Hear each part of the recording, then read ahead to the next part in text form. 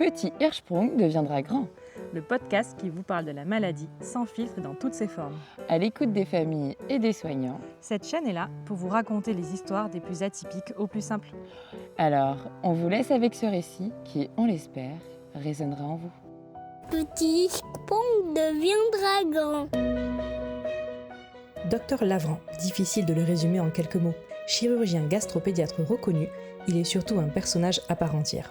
De ceux que l'on rencontre une fois dans sa vie et que l'on n'oublie jamais. Avec ses chemises hawaïennes, son expérience impressionnante et sa façon bien à lui de raconter les cas atypiques qu'il croise au quotidien, Docteur Lavran captive autant qu'il rassure. Chez lui, il n'y a jamais vraiment de problème. Il y a des obstacles, parfois complexes, parfois inattendus, mais quand on connaît le Docteur Lavran, on sait qu'il y a toujours une solution. Les petits Hirschsprung, il les accompagne et les opère depuis de nombreuses années avec passion, humanité et une expertise hors du commun. C'est avec beaucoup de plaisir que je vous laisse découvrir et écouter ce médecin pas comme les autres, le Docteur Lavran. Donc, accueillir Docteur Lavran que je vais laisser se présenter. Très bien.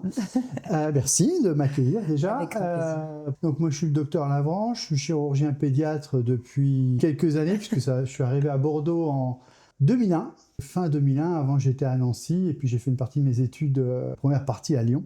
Et donc depuis 2001, je suis donc à Bordeaux en tant que praticien hospitalier dans le service de chirurgie digestive et uro et thoracique pédiatrique de Bordeaux, avec une particularité, c'est que je m'occupe du secteur digestif lourd, thoracique et cancérologie, donc ce qui est largement suffisant, ce qui fait que j'ai été amené à prendre en charge depuis de nombreuses années des enfants qui présentent des maladies de Hirschsprung. Et oui, et d'ailleurs, Et d'ailleurs, on va y venir à ce sujet. j'imagine bien. D'ailleurs, vous, qu'est-ce que vous pouvez dire aujourd'hui de cette maladie de Hirschsprung ? Qu'est-ce qu'on peut en dire? On peut en dire beaucoup de choses, parce que c'est une maladie en fait qu'on connaît, parce que si on reporte à l'historique de la maladie Hirschsprung, c'est quand même une des premières descriptions, elle date de 1624. C'était, je ne me rappelle plus de son nom, mais enfin c'était des constatations effectivement de décès sur des autopsies, avec des enfants qui présentaient ce qu'on appelait à l'époque le mégacolon congénital. Et c'est seulement en 1880 que Monsieur Hirschsprung est arrivé pour donner son nom à cette maladie, sans savoir forcément au départ ce que c'était que la maladie Hirschsprung, puisqu'on a su qu'en 1920 à peu près que c'était dû à une anomalie du système nerveux du tube digestif.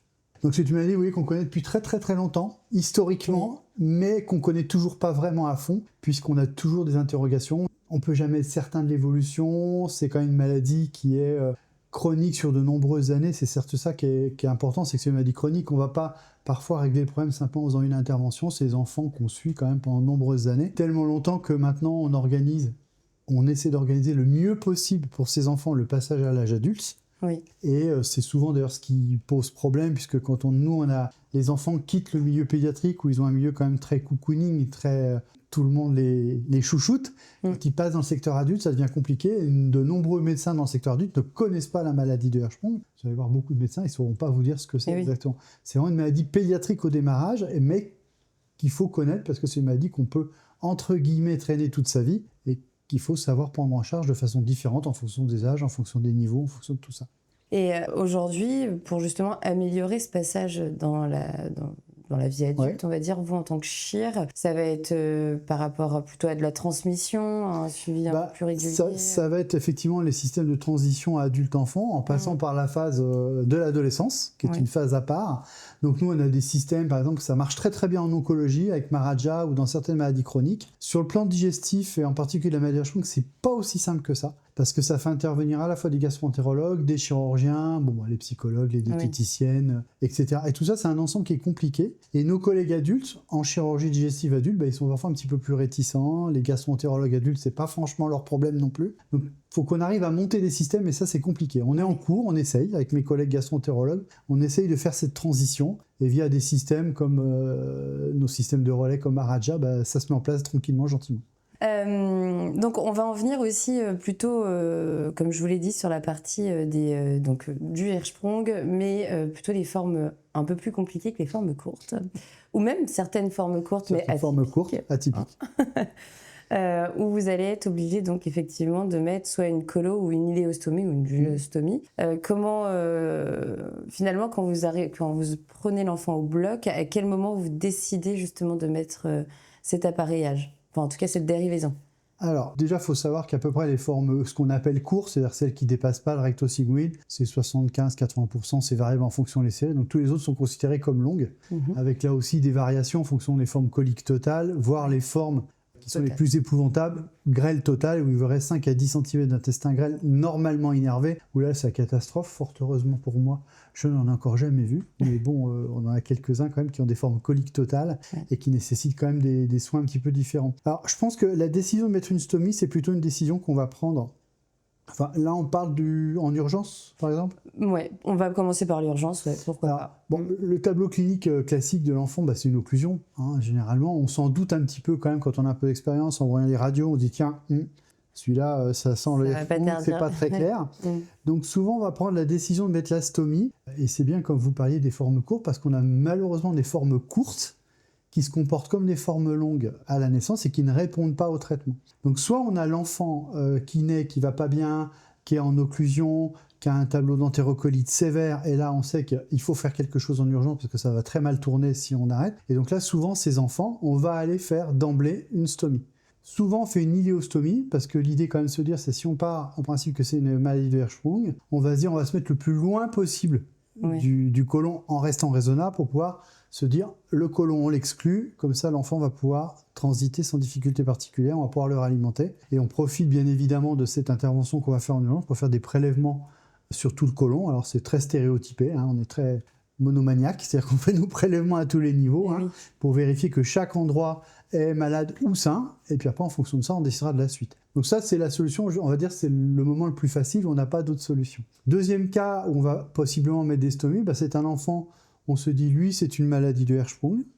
Parfois même on la diagnostique parce qu'on a fait les biopsies avant. On l'a mis en nursing et puis c'était des lavements pluriquotidiens par le bas. Et cet enfant, soit après une période où ça allait pas trop mal, soit au contraire on n'arrive pas à avancer, il n'arrive pas à prendre du poids, il grossit pas, les lavements sont de plus en plus difficiles, ça n'avance pas. Et là on va se dire on va mettre une stomie parce qu'on veut le faire grossir jusqu'à la date de l'intervention. Là encore c'est variable parce que c'est important. Le timing de l'opération. Eh oui. Toutes les équipes en France, parce que les chirurgiens, c'est des grands égocentriques, mégalomanes, paranoïaques, donc forcément, tout le monde a son avis sur tout et chacun fait un peu comme il le veut. Les interventions périnatales, elles sont faisables. Ça pose aucune difficulté. Oui. C'est pas tant que ça le problème. Il y a deux inconvénients à l'opérer en période néonatale. On a l'impression quand même que globalement, les enfants opérés tout petits en période néonatale ont un taux de complication un petit peu plus élevé que les autres enfants. La deuxième chose, nos amis anesthésistes aiment bien attendre que le cerveau est un petit peu maturé avant qu'on fasse des interventions qui ne sont pas absolument nécessaires. Ouais. C'est pour ça qu'on préfère attendre un petit peu, aller au-delà de 3 mois. Mais là encore, c'est des affaires d'école. Donc en fonction de l'âge, effectivement, ça va changer un petit peu. Puis il y a le poids aussi, j'imagine. Il y a le poids. Alors on dit en moyenne que c'est mieux de le faire à 5 kg. Oui. Bon. On peut le faire à tous les âges. Moi, j'ai tué comme tout le monde. J'ai essayé de les faire en période néonatale. Les premiers ont été comme des lettres à la poste, puis les suivants n'ont pas été comme je voulais. Donc, c'est comme tout. On change vite. On revient après à quelque chose de plus classique et ça se passe très, très bien. Ok. Et là, lorsque vous... donc, que ça soit une forme courte ou forme longue, il y a plusieurs types de stomie. Oui, alors là aussi... ça va dépendre de beaucoup de choses. Pourquoi on va faire une stomie. Et oui. Et donc du coup, ça serait bien de connaître un peu les différentes stomies. Et alors, dans quel intérêt. Les stomies, là aussi, il y a un petit peu des bagarres chirurgicales sur comment on fait une stomie, comment on fait pas une stomie. Donc là, moi, je vais vous parler de ce que j'ai fait comme stomie. C'est ce qu'on veut. Docteur Lavant, chirurgien provincial. Donc voilà. C'est très bien. Il y a différents types de stomies. Il y a la stomie, on va dire classique. C'est celle qu'on va faire en urgence pour dériver l'intestin et mettre l'enfant à l'abri des complications. Donc c'est mettre l'enfant à l'abri de l'occlusion, mettre l'enfant à l'abri de l'infection quand ils font des entérocolites sévères qu'on ne contrôle pas médicalement. Le but étant de dériver l'intestin pour éviter que le segment malade soit contaminé en permanence. Et là, on va faire ce qu'on appelle des stomies. Nous, on fait des stomies en canon de fusil, c'est-à-dire qu'on va avoir les deux segments qui vont être l'un à côté de l'autre dans la même poche. Donc généralement en iléostomie plutôt du côté droit, de manière... Alors on les oriente aussi, il faut toujours savoir dans quel sens on oriente, donc c'est important quand on fait une stomie, ou que le chirurgien le précise bien dans son compte-rendu, pour que ceux qui arrivent derrière ne se retrouvent pas coincés en disant tiens c'est quel côté, je ne sais plus lequel c'est, qui va à droite, qui va à gauche. Donc on met nous les stomies en canon de fusil. Ok. Euh, Donc là, il y a une entrée, une sortie. Ouais, il y a une entrée, une sortie. C'est-à-dire que la sortie, elle est normalement libre, il n'y a rien qui va dedans. Et l'entrée, enfin on va dire l'entrée des selles dans la poche, c'est effectivement généralement le segment qui est plutôt en haut, enfin ou à l'intérieur, enfin on se débrouille. Mais l'avantage de ce type de stomie, c'est qu'on va avoir un appareillage qui est facile à faire, qui est d'un seul côté. Donc il faut toujours penser quand on fait une stomie à l'appareillage qu'on va pouvoir faire et à la qualité de vie qu'on va apporter à ses enfants et à leurs parents. Parce que souvent, c'est les parents qui vont s'occuper des stomies et on va pas avoir, oui, c'est bien pour ça que je le dis, ils vont s'occuper des stomies, donc autant leur faciliter au maximum le travail. L'inconvénient de ce type de stomie en canon de fusil, on va faire au milieu ce qu'on appelle un éperon. Un éperon, si vous voulez, c'est un espèce de mur qui va empêcher que les selles qui viennent du haut ne filent vers le bas, parce que sinon ça sert à rien. Si on a des selles qui vont vers le bas, c'est un problème. Alors du coup, ces stomies, on va faire un éperon, et cet éperon, il doit avoir une certaine hauteur pour éviter que ça fasse. Mais malgré ça, ça peut arriver. C'est pour ça que certains de mes collègues préfèrent faire en fin de compte 2 stomies, une d'un côté, une de l'autre, de manière à avoir une distance entre les deux qui est importante. Et celle qui ne donne pas, celle du segment distal, on la met sous un pansement, voilà. Donc ça, c'est 2 méthodes différentes. Deuxième avantage d'avoir une stomie en canon de fusil, c'est que le jour où on veut fermer la stomie, vous n'avez qu'un seul endroit à réopérer. Et vous n'avez pas besoin de rouvrir l'abdomen de l'enfant, on va faire là. Voilà, donc ça fait partie des stomies, on va dire, de donc un peu dérivation, moins invasive. un peu moins agressive, mais avec ses inconvénients de possibilité de ne pas être totale. Donc ça, c'est toujours embêtant. C'est quand même très très rare, mais ça peut arriver quand même. Ensuite, après, vous allez avoir les stomies qui sont des stomies terminales, c'est-à-dire que vous allez avoir qu'un seul orifice qui va arriver à la peau, et on a condamné celui qui va vers le bas en le laissant dans le ventre, en le fermant avec des poings ou avec des agrafes.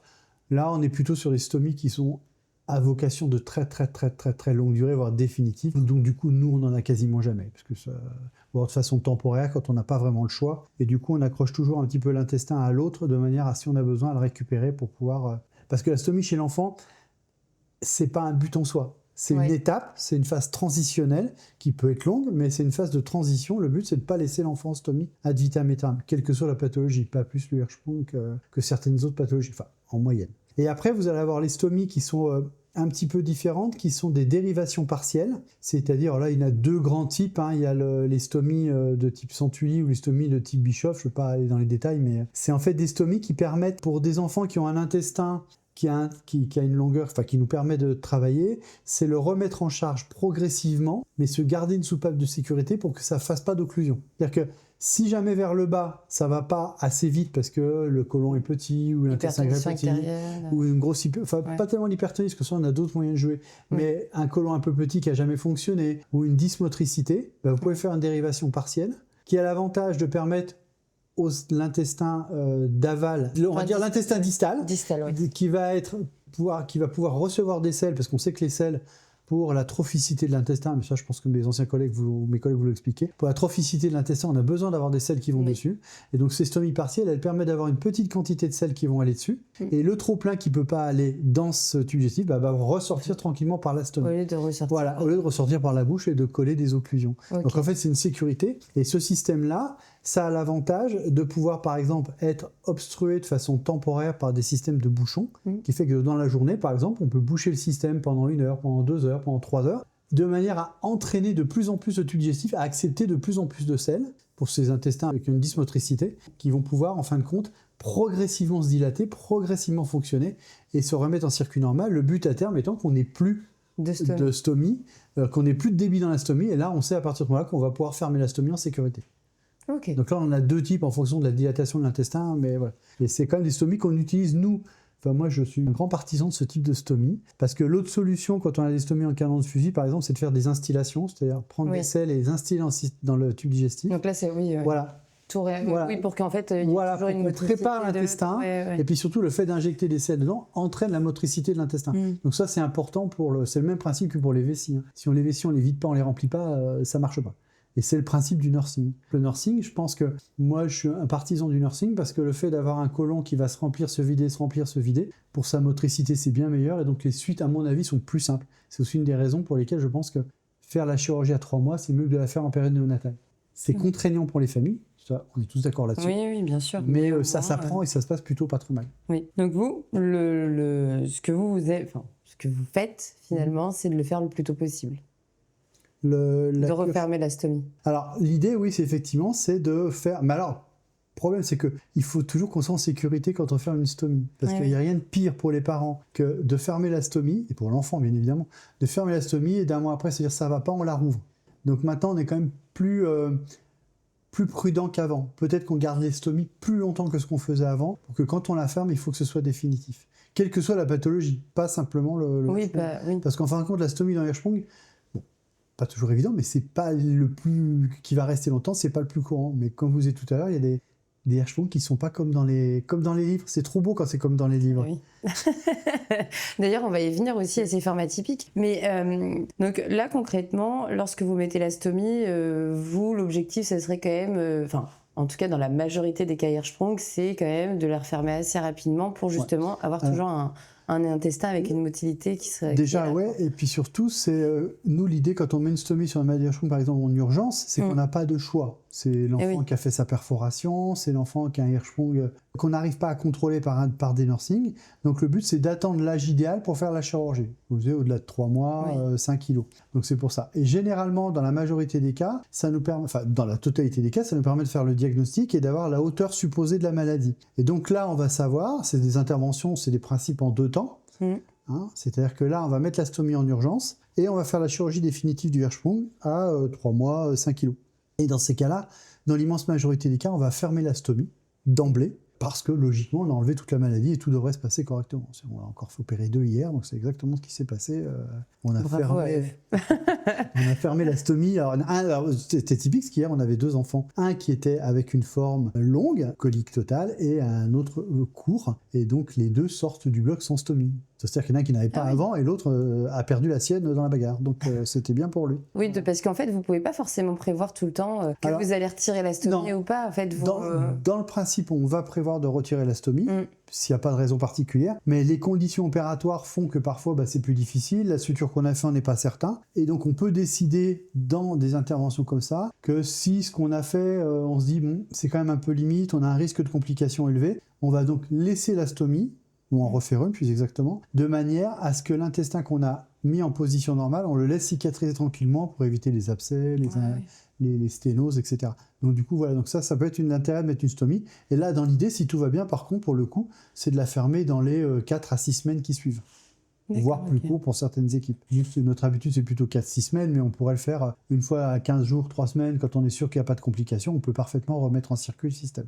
Ok. Et d'ailleurs, vous, quand vous êtes au bloc, quand vous voyez du grêle ou du côlon, d'ailleurs, peu importe, mais en général, qu'est-ce qui va vous faire dire que, par exemple, ok, là, je vois que l'intestin, il est propre, il est plutôt bien, et que en fait, finalement, vous voyez que ça se passe pas forcément exactement comme vous l'avez vu à l'intérieur. Je sais pas si vous voyez ce que je veux dire. Je parle, par exemple, de distension, ou ce type de choses. Parfois, effectivement, quand on va opérer les enfants, on avait une idée au départ, et puis quand on est sur pièce, on se dit tiens, l'intestin il est plus dilaté que ce que je prévoyais, et là parfois ça peut nous conduire à faire une stomie, parce qu'on peut se dire bon, la différence de calibre entre le segment distal et le segment proximal est trop important, et ça va pas le faire. Sur ces histoires de dilatation, ce que j'explique toujours aux parents, j'essaie d'expliquer toujours aux parents à peu près de la même manière, c'est qu'il faut vous imaginer quand on a 2 segments d'intestin qui sont l'un à côté de l'autre, c'est comme l'autoroute, vous avez 4 voies ouvertes, mais un truc pour payer. Ça passe, mais ça met du temps. Donc dans ces cas-là, on peut faire des modelages, c'est-à-dire sans refaire forcément une stomie, on peut faire des modelages, et c'est un peu ça le problème, c'est-à-dire que c'est ça qu'il va falloir évaluer avant. Et parfois, on peut décider de faire une stomie en se disant, le fait de mettre une stomie fait qu'on n'a aucune résistance, donc l'intestin, il n'a plus rien contre lequel il va lutter, donc il n'a pas de raison valable de se dilater encore. Mais ça peut arriver quand même parfois qu'il continue, par exemple, s'il continue quand même à lutter contre rien, imagine, est-ce que ça vous est déjà arrivé d'avoir des enfants c'est pas vraiment ça lutte contre rien, c'est des intestins parfois qui ont trop lutté. Ah oui, ok. Et qui sont fatigués. Les fameux côlons claqués. Voilà, c'est ce que j'appelle le côlon claqué, avec ma fameuse image de la chaussette avec son vieil élastique qui tombe. C'est un peu le même principe, c'est-à-dire qu'on a tellement tiré dessus qu'à un moment, le pauvre, il n'en peut plus, quoi. Et ça peut toucher tout un segment d'intestin, ou ça peut être une zone ultra localisée qui se dilate, qui avait au départ peut-être une anomalie de la motricité et qui fait que ça se dilate. Mais ça, là encore, c'est pas propre aux maladies Hirschsprung, c'est toutes les maladies où on a un obstacle digestif. En fait. Toutes les maladies. Et donc, en fait, là, à l'inverse, je vous dis une bêtise, mais genre un exemple assez concret, parce qu'on en a eu un il n'y a pas longtemps, mais on a 8 dires en tout cas, un côlon qui, par exemple, quand vous ouvrez, vous semble pas bien. Et quand vous envoyez les analyses chez la napath, finalement, tout relève, tout est parfait. Ouais, ça arrive. C'est des côlons qui sont un peu petits et c'est ça le problème de la chirurgie, c'est qu'il y a un côté subjectif dans l'histoire. Et dans ces cas-là, quand on a vraiment un côlon, c'est ce que j'appelle le délit de sale gueule, c'est-à-dire qu'il ne nous plaît pas effectivement. Parfois, on peut être amené à faire une stomie. Là, souvent, d'ailleurs, on fait la stomie parce qu'on se dit si on passe en force, ça va pas bien se passer. Et puis, je pense qu'il vaut mieux mettre une stomie transitoire. Et puis après, justement, pour ces côlons-là, faire des instillations pour les préparer tout doucement. Ils n'ont pas marché, c'est des petits côlons qui sont non fonctionnels parce qu'ils n'ont pas été mis en route. Ouais, c'est un manque de maturité. C'est un manque de maturité. Ouais. Parfois, on a des enfants, effectivement, alors le côlon immature, c'est vraiment le truc. Le côlon immature, on a des enfants qui ont des côlons qui n'ont pas fait leur maturation. Et donc, du coup, c'est des petits côlons qui ne fonctionnent pas et pourtant, ils sont normaux. Ils vont maturer plus tard et ils vont fonctionner, enfin, souvent, ils vont fonctionner normalement. Et là, c'est une bonne indication au départ, effectivement, de dérivation. Puis de dérivation partielle pour les mettre en circuit, puis de fermeture définitive. Ouais, mais ça peut durer un an et demi. Moi, j'ai souvenir d'enfants où on n'a jamais pu poser vraiment un diagnostic, on a supposé que c'était une immaturité, et en fin de compte, à la sortie, ça s'est bien passé. Moi, j'ai toute une famille d'enfants où on a eu tous les enfants à la même pathologie. Tous. Et on les a tous traités de la même manière, et ils vont tous avoir... Alors, la plus grande... Elle finit maintenant, a fini son cursus chirurgical, donc elle a une fermeture complète de sa stomie, elle va très bien. C'est plus les poics dont vous parlez ? On les met dans les poics, On les met dans les poics parce qu'on ne sait pas ce que c'est. Les poics, c'est un espèce de gros sac où on met tout j'ai envie de dire, où on met tout ce qui n'est pas un Hirschsprung, j'ai envie de dire.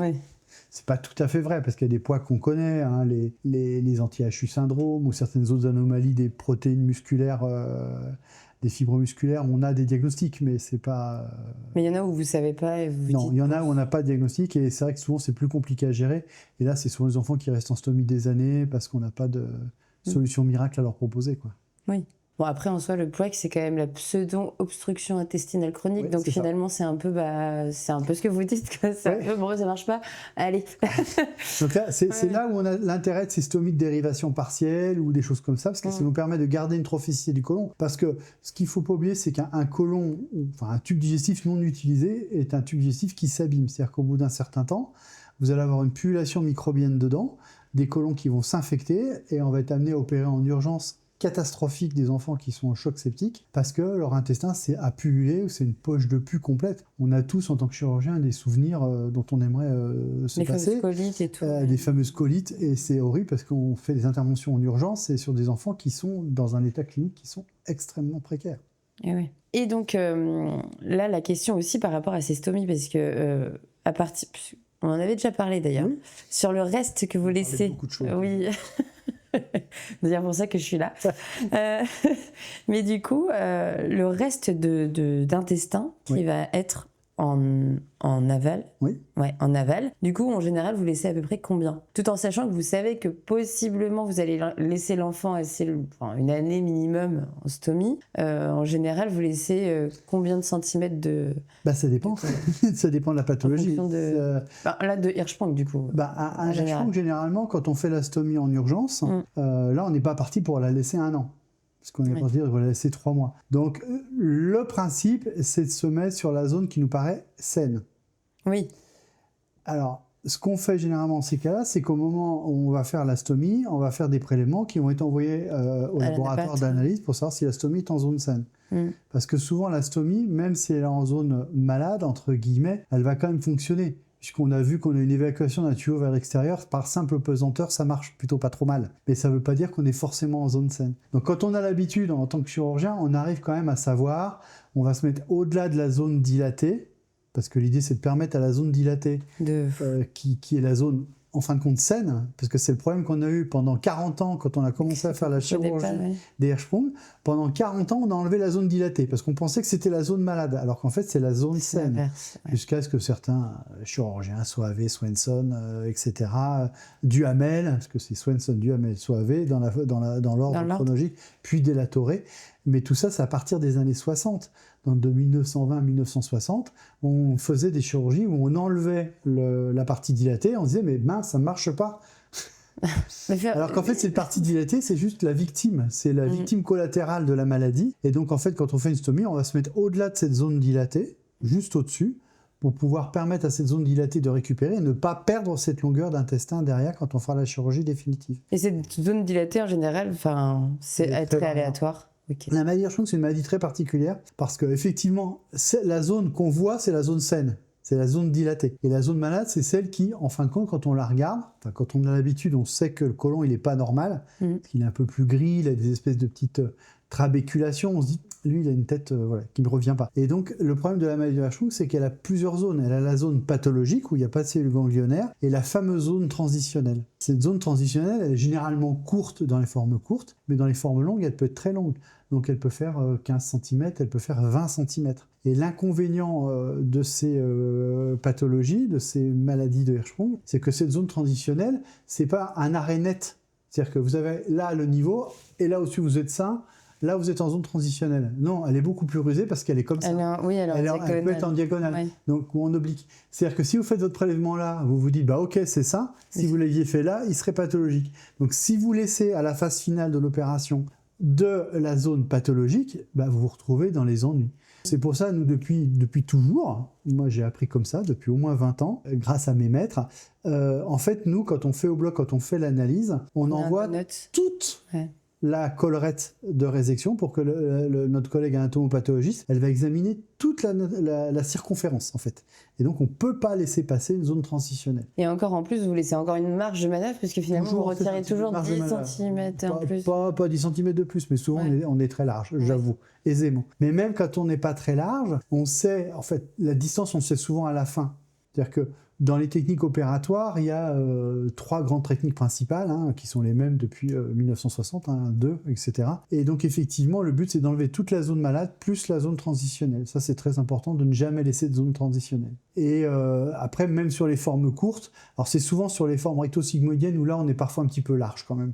J'avoue, parce que moi j'ai pris pour habitude, quand on le fait par voie ce qu'on appelle endo-anal pure, d'enlever jusqu'à ce que je puisse plus retirer par voie basse. Et là, généralement, c'est vrai qu'on est généralement très tranquille en termes d'anapathie, parce qu'on a souvent une bonne distance. Et surtout, je dis, j'ai mon analyse systématique qu'on fait toujours depuis le début avec notre collègue anapathe, qui est vraiment super pour ça.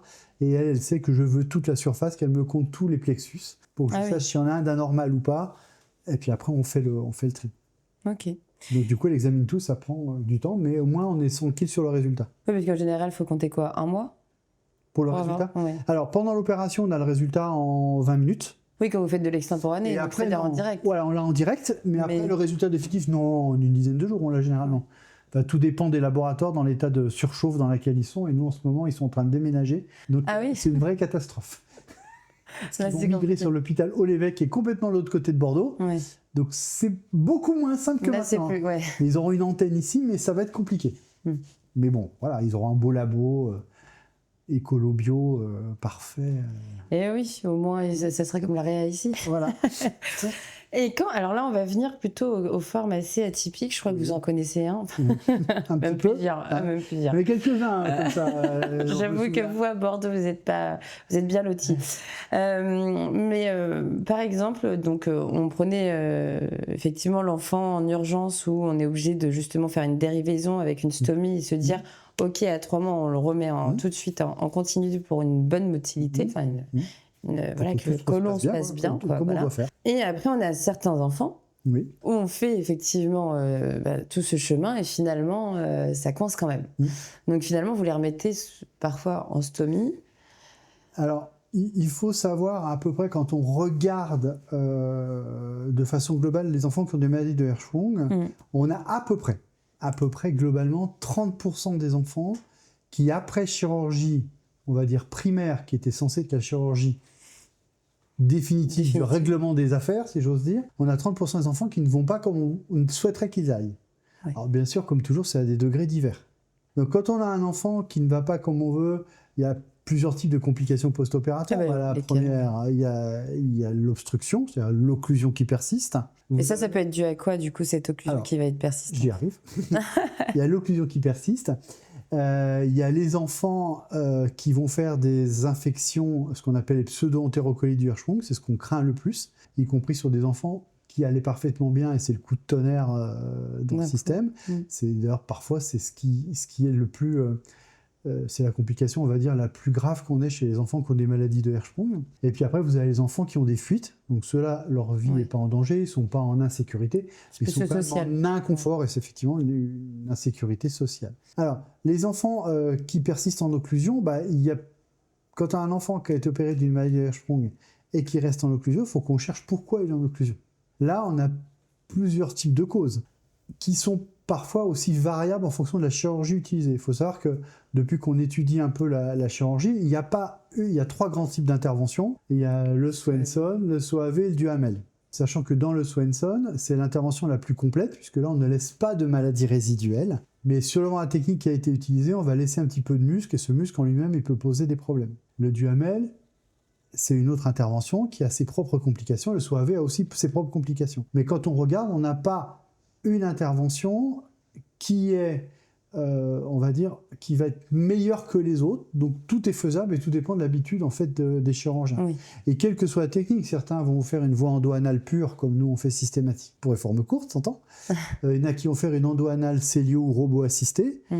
On va avoir ensuite ceux qui vont le faire par voie conventionnelle de laparotomie. Donc chacun y va en fin de compte, mais il n'y a pas de supériorité de l'une par rapport à l'autre. Donc c'est vraiment là pour le coup des habitudes de chirurgien et puis de ce qu'on veut pas. Donc ces enfants qui vont pas bien, il y a plusieurs choses qui peuvent intervenir. Et la première, l'intervention, il peut y avoir eu un problème pendant l'opération.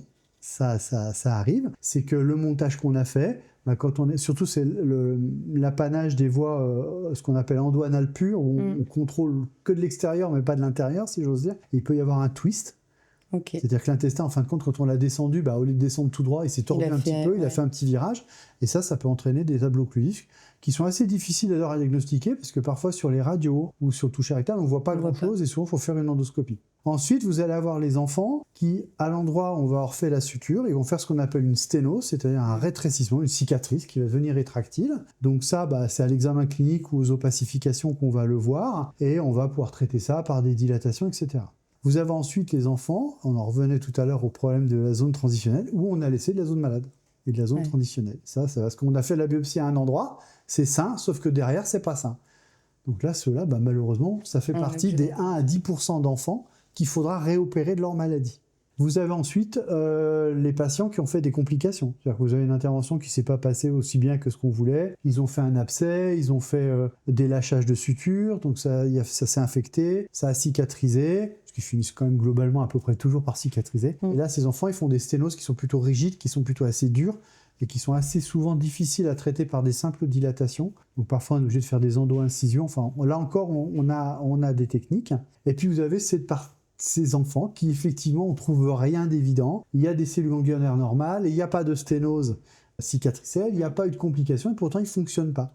Donc ceux-là, on va les mettre, soit on repasse en stomie, mais on essaie d'éviter, soit on va les traiter par des systèmes de lavement à domicile, avec, par exemple, on va citer un nom commercial, le Péristine, qui a quand même l'avantage d'être quelque chose qui est assez facile à faire à domicile, et puis qu'on va suivre avec les enfants, les parents, etc. Et ça évite une stomie, et ça leur permet, en leur lavant le côlon 1 fois, 2 fois, 3 fois par semaine, d'avoir une continence, ça marche aussi pour les enfants incontinents, d'avoir une continence sociale relativement efficace. C'est surtout pour ceux qui ont des incontinences que ça marche le mieux. Parce que ceux qui sont vraiment en obstruction, parfois ces lavements ne marchent pas, parce que justement l'intestin, il n'a pas une tonicité que je qualifierais d'évidente. Parce que dans ces enfants qui ont des fuites, vous avez ceux qui effectivement ont une incompétence sphinctérienne, c'est-à-dire que le sphincter a pu être abîmé pendant l'opération, a pu être abîmé par des infections. Et parfois, on ne comprend pas. Ça fait partie de ces enfants-là. Et donc, ceux-là où on a l'intestin, et parfois on a des intestins hypermobiles, c'est-à-dire qu'ils sont tellement au taquet qu'ils ont des diarrhées avec un système de sphincter qui fonctionne que sur le sphincter externe, le système de contrôle volontaire fait qu'ils ont parfois des difficultés à retenir leur selle. Donc ça peut arriver. Mais sur les occlusions, quand même, dans l'immense majorité des cas, on a une solution. Cette solution, on arrive quasiment à qu'elle soit chirurgicale. Et puis on a la fameuse hypertonie aussi du sphincter qu'on va traiter, alors là pour le coup, par le botox. Mais les hypertonies sphinctériennes se manifestent plus souvent par des infections à répétition. Souvent, ceux-là, on va les traiter par du botox. Alors le botox, c'est le même que celui qu'on met dans les rides, quelque chose près. il va pas au même endroit, c'est tout. Le seul inconvénient du Botox dans le sphincter anal, c'est que le sphincter anal, il est quand même richement vascularisé. Et l'efficacité du Botox dans le sphincter anal, elle dure beaucoup moins longtemps que dans une ride. Une ride, vous pouvez le faire tous les ans. Là, quand même, sur le Botox dans le sphincter, il faut compter quand même 3 mois, en moyenne 2 à 3 mois. Et souvent, ce qu'on remarque, moi, par expérience sur des enfants qui, pour le coup, tout pour aller bien, vont en dos anal, parfait, aucun problème, zone saine, marge, je ne sais plus combien, bref. Pourtant, cet enfant n'allait pas bien en post-opératoire. Il ballonnait, faisait des pseudo-infections. J'ai démarré les injections de Botox, au début tous les 2 mois, puis après tous les 4 mois, puis tous les 5 mois, puis une fois par an, quasiment. Et puis à l'âge de 5 ans, on a tout arrêté parce qu'il allait parfaitement bien. Et maintenant, il va parfaitement bien, mais il est beaucoup plus âgé. Il n'y a même pas eu besoin de... il n'y a même pas eu besoin de repasser par la stomie pour cet enfant, par exemple. Non, on a pu le traiter justement. C'est ça l'avantage quand on a un enfant qui ne va pas bien. Il faut vraiment faire un bilan complet. Et surtout, il ne faut pas hésiter, quand on a le moindre doute, à refaire des biopsies. Ouais. Parce qu'on n'est jamais à l'abri d'avoir laissé de la maladie. Je ne pense pas qu'un chirurgien honnête qui fait de la maladie Hirschsprung vous dise qu'il est sûr à 100% qu'il n'a jamais laissé de maladie. D'autant plus qu'il y a quand même aussi une autre chose qui existe, qui est un petit peu plus récente. C'est ce qu'on appelle, je ne sais plus comment ça s'appelle exactement, mais en fait, cette zone aganglionnaire, elle récidive. C'est un concept qui est un petit peu différent. Est-ce que c'est pas parce qu'on laisse un tout petit peu et ça repousse ? Un tout petit peu, et que comme l'enfant va grandir, cette zone aganglionnaire va grandir avec lui. Et ça, c'est les Hirschsprung qui vont bien à un moment, puis qui d'un seul coup ne vont plus bien. Et quand on refait l'émission, on s'aperçoit que ces zones aganglionnaires qui étaient microscopiques, en fait, a grandi avec le petit, et on revient dans le cadre d'une zone aganglionnaire. Donc là, forcément, c'est des enfants qui vont repasser par la case chirurgicale. C'est un concept qu'on n'avait pas forcément au démarrage, mais c'est un truc qui, quand même, se dit, c'est cette zone qui grandit avec eux. Et la deuxième raison pour laquelle cette zone aganglionnaire peut récidiver, c'est les enfants chez qui on a peut-être tiré un petit peu trop sur le côlon en essayant de le remettre en place. Et du coup, on a ce qu'on appelle une ischémie relative, c'est-à-dire que le sang arrive moins bien dans ce segment de tube digestif et entraîne la disparition des cellules ganglionnaires en donnant une zone un petit peu fibreuse. Voilà. Mais cette zone qui grandit de la ganglionnaire, c'est un Du coup, truc ça fait quand on tire un petit peu trop, est-ce que ça fait pas un peu, du coup, il y a cette zone ganglionnaire qui disparaît suite à une espèce de nécrose finalement ? Alors, c'est pas une vraie nécrose, c'est plus une rigidification, ça devient un petit peu tout dur, quoi. Ok. Mais ça se nécrose pas au sens où la paroi disparaît. Ça se transforme en une zone qui est un peu dure, qui est un peu fibreuse. C'est comme vous avez une cicatrice sur la peau, c'est cette espèce de petite trace blanche, c'est la même chose. Et ça, c'est quelque chose qu'on n'avait pas forcément comme notion initialement. On se dit, c'est bon, on a tout enlevé, c'est réglé. Et au final, parfois, c'est pas si simple que ça. La maladie Hirschsprung, quand je vois les parents au début, je leur dis toujours, voilà, ce que je vous dis là maintenant, c'est la maladie telle qu'on la conçoit et telle que tout devrait se passer normalement, mais c'est une maladie qu'on va traîner un certain nombre d'années, on va se voir un certain nombre d'années, comme ça, vous vous habituez à nos têtes, c'est comme ça, malheureusement. Et donc, quand je dis nous, parce qu'en fait, nous, on a la chance d'avoir une consultation mixte avec le gastro-entérologue et la diététicienne et le chirurgien. Je sais que ça n'existe pas dans toutes les villes de France. Et nous, le chirurgien, il n'est plus tout seul pour gérer ses enfants, parce que ces maladies Hirschsprung, c'est vraiment un problème multifactoriel. Il y a la chirurgie, il y a la diététique, il y a la stomathérapie. Donc il y a tout la chimie, il y a tout ce qu'on veut. Et donc du coup, c'est vrai que nous, d'avoir une vision globale, c'est très très bien pour les parents, parce qu'ils ont une consultation, ils ont tout le monde dans la pièce, ils peuvent poser leurs questions à tout le monde, c'est plus simple. Et quand je les vois avant, moi je leur explique toujours que voilà, c'est comme ça que ça se passe, mais on n'est jamais à l'abri que ça dérape à un moment ou à un autre, et qu'on soit amené à changer, à faire d'autres choses, etc. Alors, effectivement, après, c'est bien d'avoir des relais dans d'autres villes ou d'autres centres, ou quand moi, ce que je propose aux parents systématiquement, parce qu'au bout d'un moment, quand vous avez un enfant qui ne va pas forcément comme on l'aurait souhaité, même si c'est parfois, nous on estime que c'est pas dramatique, mais pour les parents ça peut être une vision complètement différente de la vie, et on se dit parfois peut-être que ce serait bien que vous alliez demander un second avis ailleurs. Et c'est bien de connaître les gens, ou enfin moi comme je vous disais tout à l'heure, moi j'ai mes téléphones, j'appelle mes copains, et puis on règle ça comme ça. Mais parfois les gens ont besoin physiquement d'aller voir un collègue, et ça peut leur faire du bien d'avoir des centres, etc., ou comme vous le savez, parler entre familles, c'est quand même important. Même si j'insiste tout de suite, c'est la même maladie, mais chaque enfant est différent. Ça, faut pas l'oublier. Ils ont tous la même maladie, elle porte le même nom, mais elle évoluera de façon complètement différente pour les enfants.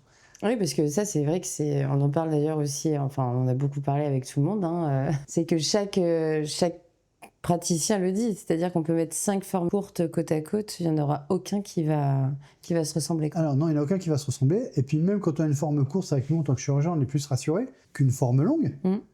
Mais parfois, je me dis que les formes longues, ça évolue pas plus mal par rapport aux formes courtes. Pour certains. Parce que j'ai des formes courtes où les enfants, il a fallu faire du Botox pendant 2 ou 3 ans, il a fallu les dilater. Alors moi, je suis pas très fan de dilatation, mais il y a beaucoup de centres où tous les patients opérés vont faire... Les bougies, là ? Les bougies. Moi, je suis pas fan de ça et j'ai jamais eu vraiment besoin. Là, j'ai des petites jeunes que je suis en train de former, qui ont été voir ailleurs. Ah bah non, moi, je les dilate tous. Donc, vous voyez, c'est des questions un petit peu différentes de technique. Maintenant, moi, vu mon grand âge, je suis obligé de former tous les petits jeunes. Donc, je leur explique comment moi je fais. Mais ce qui est important, c'est qu'ils se fassent leur idée, etc. aussi. Donc ça, c'est des visions qui peuvent être un peu différentes. Ils ont été se balader un petit peu partout. On les a envoyés ailleurs voir d'autres choses pour qu'ils voient les choses différemment. Mais quand vous discutez avec les familles, en fonction des différentes villes, des différents chirurgiens, parfois même dans la même ville, tout le monde ne fait pas la même chose. Eh oui. Et ça, comment on peut les... Parce que parfois, je sais pas si vous, en tant que praticien, vous le ressentez aussi de la même manière, mais c'est vrai que nous, en tant que famille, parfois, c'est vrai qu'il y a des visions qui sont du style, oui, moi je fais, par exemple, je fais pas du tout de dilatation. Par contre, on va entendre le voisin dire, ah bah si, on va le dilater de suite. En fait, c'est vrai qu'il y a un manque un peu de se dire, faut qu'on aplanisse peut-être un peu plus. Alors, oui, mais ça, je crois que c'est vraiment des questions, c'est des querelles de clocher, des querelles d'école. C'est ce que je vous dis depuis le début. 3 types d'interventions différentes. Maintenant, on sait quand même sur ces 3 types, je dis qu'on n'a pas de différence évolutive. Oui. C'est pas tout à fait vrai. On sait que le saut AV, c'est quand même probablement un petit peu moins bien que les 2 autres. Oui. Et oui, puis vous n'êtes pas le seul à le Il faire. va aller maintenant, je pense, globalement vers la disparition. Ouais. Mais ça reste une intervention. Quand on voit ses bases, au départ, pourquoi elle a été faite, elle est d'une logique implacable. Donc voilà. Après, dilatation, pas dilatation, c'est des histoires. Après, on peut changer d'avis. Moi, ça peut m'arriver de dire, là, on va quand même faire des dilatations. J'ai pas souvenir comme ça d'un enfant que j'ai mis en dilatation sur des maladies de Hirschsprung. Mais bon, ça m'arrivera peut-être. On verra. Ouais, on verra. Je suis pas persuadé. Après, vous avez des pays, alors, par exemple, des différences beaucoup entre les pays anglo-saxons, par exemple, ils sont très dilatation. C'est très curieux parce qu'en fait, les anglo-saxons, ils sont pas foutus de mettre un suppositoire à leur enfant, mais par contre, mettre des bougies en métal, ça leur pose aucun problème métaphysique. Donc, ils sont extrêmement surprenants. C'est des Anglais. C'est très, très surprenant. Anglais, Australiens, Américains. Bon, bref, je vais pas épiloguer là-dessus, ça n'a pas beaucoup d'importance. Mais donc, c'est vraiment des conceptions qui sont différentes. Je pense que chaque chirurgien, il a ses arguments et vous les trouvera, parce qu'on est quand même tous d'une mauvaise foi, quand même sans fond. Donc, à partir de là, on est absolument capable de trouver toutes les raisons valables. Mais moi, pour simplement parler de la dilatation, autant je suis pas fan, autant je suis fan des injections de Botox parce que je trouve qu'on apporte vraiment quelque chose c'est même moment, l'enfant est endormi. Et puis, voilà, c'est pas aux parents d'intervenir là-dessus parce que si vous partez sur les dilatations, ça veut dire que les parents vont être obligés de faire les dilatations. On a tous des souvenirs dont aimerait pas cool d'enfants qui ont été mis en nursing par leurs parents et qu'on a eu beau leur expliquer que c'était fini, il n'y en avait pas besoin. Les parents étaient absolument obsessionnels là-dessus en se disant il faut absolument que je continue le nursing, sinon ça va se passer. Quand vous arrivez à 11 ans et qu'un enfant vous lui faites encore des nursing, il y a un problème, sachant que ça fait 10 ans qu'on vous dit qu'il en a plus besoin. Donc oui, c'est compliqué. Donc la maladie Hirschsprung, c'est vraiment une maladie chronique. Ça fait partie, c'est du chronique. Les enfants, il faut qu'ils soient soutenus par des psychologues quand ils en ont besoin. Les parents, il faut qu'ils soient aussi soutenus par des psychologues quand ils en ont besoin. Mais là encore, il ne faut pas imposer aux gens telle ou telle chose. Surtout sur ces formes compliquées, les formes simples, j'ai envie de vous dire, tant mieux, tout se passe bien, c'est 70% des cas, tout va bien. Mais dans ces 30% d'enfants qui vont, en fin de compte, pas aller aussi bien que ce qu'on espérait, sans pour autant que ce soit grave, on rentre dans des maladies qui sont atypiques, on rentre dans des maladies qui se compliquent, on rentre parfois dans des formes longues, mais vous avez des formes longues qui se passent comme des lettres à la poste. Excessivement. Moi, j'ai 2 frères, 2 jumeaux que j'ai opérés de forme colique totale, qui ont des suites. Je parle que sur le plan du Hirschsprung, qui vont parfaitement bien. On a plein d'enfants qui... dans la famille, il y en a plusieurs, et dans la même famille, vous avez des enfants qui vont évoluer de façon complètement différente. Il y en a un qui va être tout seul, un qui va avoir une forme longue, l'autre une forme courte. Donc c'est difficile pour les parents à jongler entre les deux. Et puis ces enfants-là qui ont des formes chroniques qui sont difficiles, il ne faut pas hésiter à les soutenir sur le plan psychologique. Et comme je vous disais tout à l'heure, les parents aussi, c'est important. Surtout quand vous passez votre temps à l'hôpital, on essaie au maximum d'éviter ça. Parce que après, il n'y a pas que ça. Il y a la maladie en elle-même, mais il y a aussi tous les à côté de la maladie. C'est-à-dire sur ces enfants qui ont des maladies de Hirschsprung où s'associe un certain degré de malabsorption, de pseudo-intestin court, enfin d'intestin court. Le syndrome de grêle court, finalement. Le syndrome de grêle court, mais avec une longueur normale, mais un grêle qui ne fonctionne pas bien. Ouais. Donc là, vous avez, il y a toutes les techniques qui existent. Ça, on l'explique comment par exemple, de se dire qu'aujourd'hui, on a un grêle qui est parfait, mais par contre, il y a une malabsorption qui persiste. Je pense qu'il faut voir les gens savants, hein, c'est-à-dire mes collègues gastro-entérologues, et je crois que vous allez en interviewer un bientôt, qui pourra mieux vous répondre que moi. Nous, quand on est chirurgien, on est primaire, hein, c'est-à-dire, voilà, il y a une longueur, il n'y a pas assez de longueur, il y a trop de longueur. Et quand on a une longueur normale, on a des anomalies surajoutées où l'intestin il absorbe pas comme il devrait, et là on a des médicaments. On a aussi maintenant les enfants qui sont sous parentérale à domicile, hein, sous nutrition parentérale. Donc par rapport à la maladie de Hirschsprung en elle-même, qui est une maladie anatomique du tube digestif, vous rajoutez à côté la parentérale avec les risques d'une parentérale, les risques d'infection, les risques de pullulation, oui, parce etc., que voilà, c'est ça. Du coup, vous rajoutez encore ça à ça. Et votre point de vue à vous sur justement les fameuses pullulations? Comment vous pouvez expliquer des pullulations qui persistent? Alors, dans la pullulation, ou ce qu'on appelle les pseudo-entérocolites des Hirschsprung, c'est-à-dire en fait ces infections du tube digestif, malheureusement, à ce jour, on n'a pas d'explication très très claire. On a du mal à comprendre. On comprend assez facilement qu'une hypertonie du sphincter anal va entraîner un degré d'obstruction chronique, et que plus vous laissez... C'est le principe de l'Atlantique ou la Méditerranée, c'est des eaux qui ne stagnent pas, donc elle est claire. Enfin, à peu près pour la Méditerranée. Quand vous avez dans votre jardin une mare avec des nénuphars et des grenouilles, vous n'avez pas envie de la boire. C'est de l'eau stagnante. Dans un tube digestif, c'est un peu la même chose. C'est-à-dire que vous allez avoir un ralentissement du transit. Les selles sont par nature, le microbiote fait qu'elles sont contaminées. Et quand vous avez un intestin qui est en permanence inflammé, en permanence contaminé, il y a des moments où la barrière, elle va craquer. Et puis ça va infecter la paroi du tube digestif et donner ces pseudo-entérocolites. Moi, comme je dis toujours aux parents, le côlon, en fait, il est farci de micro-abcès de tous les côtés, qu'on ne voit pas, mais qui vont se réactiver dès que vous allez avoir une pathologie qui va baisser les défenses immunitaires. Oui. Typiquement, vous avez l'enfant qui va parfaitement bien, qui a un Hirschsprung, qui est en pleine forme, qui n'a pas posé de soucis. D'un coup, il va faire une gastroentérite. Et là, c'est fou. Et la gastroentérite, elle peut soit se passer bien, soit au contraire déclencher une catastrophe avec des ballonnements, des diarrhées, des gaz épouvantables. Et en fait, ils se déstabilisent. Les enfants qui ont des maladies Hirschsprung, c'est des enfants qui sont sur un fil en permanence, et ils peuvent se déstabiliser à la moindre infection. Alors, plus ils vont grandir, moins ce sera symptomatique, et plus ça va se régler facilement. C'est pour ça, et là ça reste le deuxième problème qu'on a, quelle méthode préventive on peut mettre en place? Le flagile. Donc on en revient toujours à notre bon vieux flagile qui date de Mathusalem. Alors pour l'instant on a de la chance, les autorités sanitaires ne nous l'ont pas interdit, mais un jour ou l'autre ça arrivera, et là ils vont nous dire vous ne l'utilisez plus. Et on va leur répondre mais qu'est-ce qu'on fait? On a un autre médicament qui existe,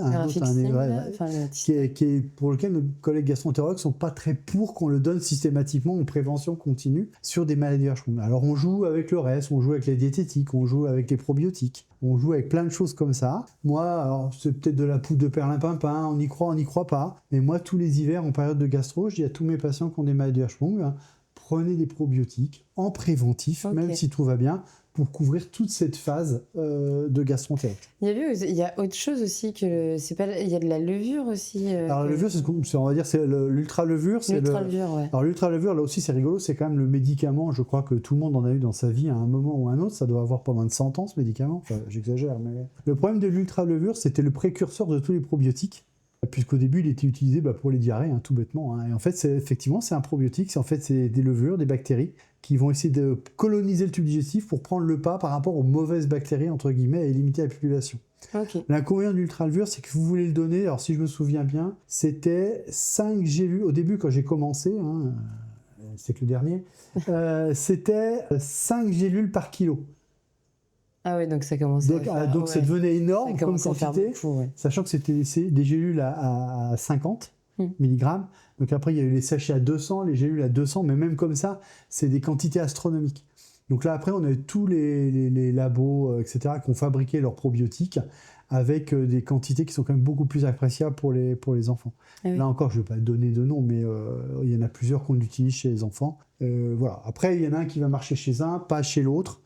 et inversement. Donc là aussi, Parce que c'est ça, vraiment pareil, ça adapté va- en fonction des enfants. Ah oui, parce que ça va dépendre aussi s'il reste du côlon ou pas. Alors ça dépend s'il reste du côlon, ça dépend de l'état clinique au départ, ça dépend de plein de choses. Ouais. Mais heureusement, là, on a notre bon vieux Flagil, qui est toujours là. Qui est Lui, là et fidèle qui- au poste voilà. et il bouge pas. Donc c'est vrai qu'un enfant qui va faire... alors assez typiquement, hein, les enfants qu'on va opérer, même du vent douanal, ils vont aller très très bien pendant on va dire 6 semaines, 2 mois. Et puis souvent à 6 semaines, 2 mois, ils font une espèce de poussée inflammatoire, où là ils font une espèce de pseudo-entérocolite. C'est toujours très déprimant pour les parents, parce que moi je les vois en consultation et je leur dis, bah, écoutez, c'est pas grave, ça va passer, on va faire un traitement par Flagil, mais il va falloir reprendre les nursings. Alors pour les parents, c'est le drame, parce qu'ils s'étaient débarrassés des nursings pendant 2 mois, c'était le rêve, et là d'un seul coup je leur dis, on repart en nursing. Je leur dis, mais vous inquiétez pas, c'est pas grave, c'est transitoire. Vous adapterez en fonction de votre enfant, parce que c'est vous qui le connaissez mieux. Vous allez reprendre vos nursings 1 fois, 2 fois par jour. En fait, l'idée du nursing, c'est d'aider le côlon à s'évacuer plus facilement, de manière à ce que l'infection, il n'y ait plus de sel qui stagne, et donc que l'infection se gère plus facilement. Et c'est le poussé inflammatoire, il y a longtemps qu'on ne l'a pas eu, mais c'est quand même assez régulier au début, et je n'ai pas d'explication à ce truc-là.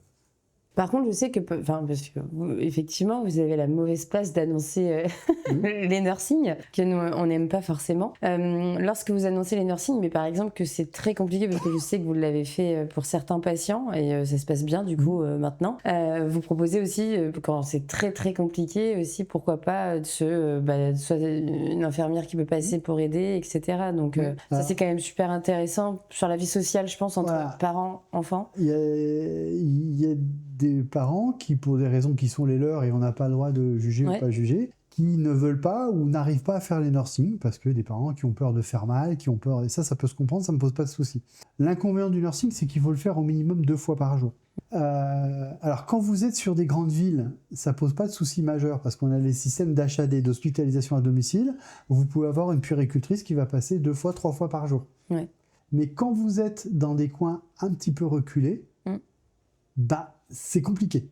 Et là, pour en revenir aux stomies, ça peut être un motif, dans ces situations-là, où on n'a pas de solution facile pour les parents, ça peut être malgré tout une indication à faire une stomie, pour que quand même tout se passe bien, que la situation s'apaise, que l'enfant puisse grandir, que l'enfant puisse grossir, et qu'on puisse aller à l'opération dans les meilleures conditions possibles. Donc ça, c'est tout à fait envisageable. Mais le faire par une tierce personne, c'est possible, compliqué d'organisation. Et puis là encore, deuxième problème, il faut que vous tombiez sur un système d'HAD ou de puéricultrice qui sache faire un nursing chez un tout petit. Et oui. Et là, vous avez le deuxième problème, c'est que tout le monde n'est pas formé au nursing chez le tout petit. C'est le même problème qu'on va avoir sur les enfants plus grands qui ont des troubles de la continence, chez qui on va vouloir démarrer une rééducation anopérinéale pour améliorer la continence et les aider à mieux contrôler. C'est avec un kiné, ça ? C'est avec un kiné. Okay. Tous les kinés ne sont pas en capacité de faire ça. C'est pas parce qu'un kiné est très très bon dans la rééducation périnéale de la femme post-accouchement, un truc comme ça, qu'il va bien se débrouiller sur la rééducation d'un enfant. C'est des concepts complètement différents. Et là, même rien que sur Bordeaux, vous avez que quelques kinés qui sont opérationnels, avec qui on a la chance de pouvoir travailler, et qui connaissent les enfants, et qui savent comment il faut faire avec eux, comment il faut jouer, comment il faut... Voilà. Donc tout ça, c'est compliqué. C'est une prise en charge qui est vraiment globale et générale. Et d'ailleurs, la kiné, vous le faites surtout lorsqu'il y a des fuites ou même à l'inverse. Alors, comment ça se passe ? Généralement, quand il y a une constipation, il y a une cause quelque part et il faut qu'on la trouve et qu'on la traite. Ouais. La kiné, on va plutôt la démarrer chez les enfants. Alors, tout peut être associé parce que parfois, il y a des enfants qui ont des fausses diarrhées parce qu'ils font du fécalome, parce qu'ils ne poussent pas bien comme il faut. Et ça peut être des indications à mettre en route de la kiné, en plus du péristine, par exemple, des lavements. Et là, on voit, moi, ce qu'on fait souvent dans ces cas-là, c'est que moi, je ne suis pas kiné, je ne suis pas physiologiste du périnée, donc j'y connais pas foutrement grand-chose. Je connais l'anatomie, mais sorti le fonctionnement, c'est moins facile. Donc, on les envoie à la kiné. La kiné fait son évaluation, nous renvoie son rapport en disant voilà, je pense que cet enfant c'est utile de faire ça, je pense que c'est pas utile de faire ça, est-ce qu'il faudrait pas rajouter des lavements? Donc après on travaille avec eux en permanence, elle nous envoie des mails, enfin voilà, on se débrouille, je dis elle parce que c'est elle en l'occurrence qui fait ça avec ses collègues, mais de plus en plus elle forme de gens autour d'elle, et c'est vrai que pour les parents c'est génial, et souvent elle initie le traitement, après elle explique aux enfants quand ils sont suffisamment grands, et là c'est le problème, vous pouvez pas le faire à 3 ans. La kiné, ça sert à rien parce qu'il va vous dire... Oui, voilà, c'est qu'à partir il y a de des âges. Ans, oh non, avant, elle peut démarrer vers 6 ans, 5-6 ans. Ouais. Tout dépend de l'enfant, comment il est réceptif et s'il a envie ou pas. Ok. Parce que vous avez quand même des périodes de l'enfance que vous connaissez bien. Enfin, on a des enfants qui sont un peu... D'ailleurs, oui, vous en avez on va dire des jeunes, on va dire, allez, à partir de 9 ans, avant l'arrivée au collège. Oui. Des hirschsprung que vous suivez, Oui. où c'est un peu compliqué. Et, Ouais. Alors ceux-là, c'est compliqué parce que les pauvres, ils vont arriver au collège. Le collège, c'est l'année de tous les dangers. Dès la 6e, tous les ennuis leur tombent dessus. Donc, quelle que soit la pathologie, c'est vraiment le collège, c'est la pire de tout. Hein. Après, au lycée, ils ont mûri, presque mûri un petit peu. Ça se passe mieux. Mais le collège, c'est terrible. Et entre eux, ils sont odieux. Donc, on essaie quand même de régler les problèmes avant l'arrivée au collège. Parce que il faut qu'au collège, la situation soit stabilisée. Donc là, c'est l'intérêt parfois aussi des lavements qu'ils vont faire à domicile, parce que ça leur permet d'avoir pendant la journée ce qu'on appelle une continence sociale, avec une qualité de vie qui est tout à fait intéressante. Ouais. Mais si on regarde quand même toutes les séries un petit peu qui ont été faites ces dernières années, on a à peu près 10% des adultes quand même qui ont des qualités de vie qui sont altérées sur le hirschsprung, par principalement des incontinences ou des. Et ça, on l'explique parce que l'adulte, finalement, à partir du moment où il a vu le kiné, que au final, comment on peut expliquer? Est-ce que c'est une technique de chirurgie qui fait que aujourd'hui on se pose des questions? Alors, on n'a pas mis de façon évidente. Alors, faudra voir effectivement dans les années qui vont venir sur les enfants qui ont été opérés avec les techniques modifiées, si vraiment dans l'avenir on change des choses. Par exemple, dans ces techniques chirurgicales, il y a ce qu'on appelle la cuff musculaire. Alors ça, c'est le SOAV. Et certains on laisse du muscle. Nous, ça fait des années qu'on n'en laisse plus du tout. C'est-à-dire que nous, on est vraiment très très bas. Et on n'a pas plus d'enfants incontinents que les copains. Par contre, quand on a une de nos internes qui a fait une thèse là-dessus, en regardant les séries un petit peu, on avait 5 fois moins d'infections quand même que les autres. Donc là, maintenant, ça fait aussi partie du titre de dire la cuff, c'est quand même peut-être un problème. Parce que même si on la coupe derrière, elle se reconstitue, enfin voilà. Donc ça, ce manchon musculaire, il pose sûrement problème. Et c'est aussi pour ça qu'on a le Botox qui est là pour fragiliser chimiquement ce système-là. Donc ça peut être une des causes aussi de fuite, etc., par pullulation, par fécalome à l'âge adulte, sur des interventions qu'on ne fait plus maintenant. Donc peut-être que ça changera. Mais c'est difficile de répondre. Mais on a quand même je crois que c'est 10%, mais je ne connais plus les chiffres adultes exactement. Mais c'est à peu ça près... tourne comme ça sur des gens qui n'ont pas le résultat qui serait le meilleur. C'est plus facile socialement d'avoir une constipation que d'avoir des fuites. Eh oui. Parce que quand vous avez des jeunes qui font le moindre effort ou n'importe quoi, dans la vie de tous les jours, c'est quand même pas très rigolo. Alors après, dans ces fuites, vous avez là-dedans ceux pour qui on ne comprend pas. Vous savez, ceux qui ont été opérés plusieurs fois, parce qu'on sait que plus vous multipliez les interventions, plus vous entraînez des dégradations de l'anatomie du périnée, donc plus vous avez de risque de fuite derrière. Au départ aussi, quand on faisait les voies endo-anales, probablement qu'on la faisait, on tirait beaucoup trop sur le sphincter anal et on déchirait entre guillemets les fibres musculaires et que potentiellement ça pouvait induire à distance des incompétences ou des insuffisances. Là aussi, on a développé des techniques de reconstruction du sphincter anal qui sont prometteuses. Mais là, on en est qu'au tout début. Donc, c'est des techniques très compliquées qui, à mon avis, seront faites que dans certains centres particuliers et probablement à l'âge adulte et pas du tout. C'est du coup, vous le refaites via quoi, ce sphincter? Il y a plusieurs techniques qui existent. Moi, je ne les connais pas. C'est plutôt des techniques d'adultes qui ont plus d'habitude que nous. Mais nous, on n'a pas de... Il y a même eu à l'époque les sphincters artificiels. Oui, mais donc, du coup... Mais maintenant, ça a été arrêté parce qu'il y a eu beaucoup d'accidents avec les sphincters artificiels. Ça perforait le côlon. Enfin, c'était pas au point. Puis ça a été expérimental, donc ça a pas... C'était principalement chez les mini-pigs, mais voilà, donc du coup, voilà.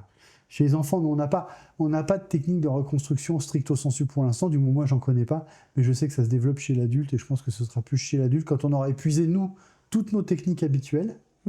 Mais c'est vrai qu'on a la continence a été grandement améliorée par les techniques de lavement type péristyle. Ça, c'est vraiment quelque chose qui a fait bondir en avant l'acceptabilité sociale de la maladie.